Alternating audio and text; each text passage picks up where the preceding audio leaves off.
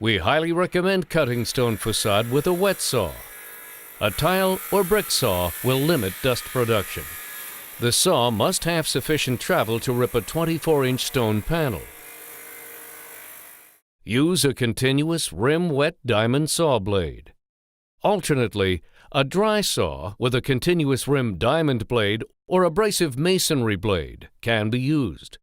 Caution: when dry cutting, dust will become airborne. Only cut stone outdoors or in a well-ventilated place. A respirator or a NIOSH N95 dust mask is required.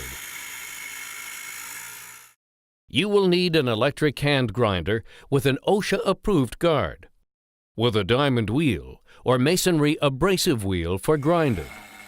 A face shield should be worn whenever you are cutting or grinding stone facade. Finally, you will need a cordless impact screwdriver or hammer drill.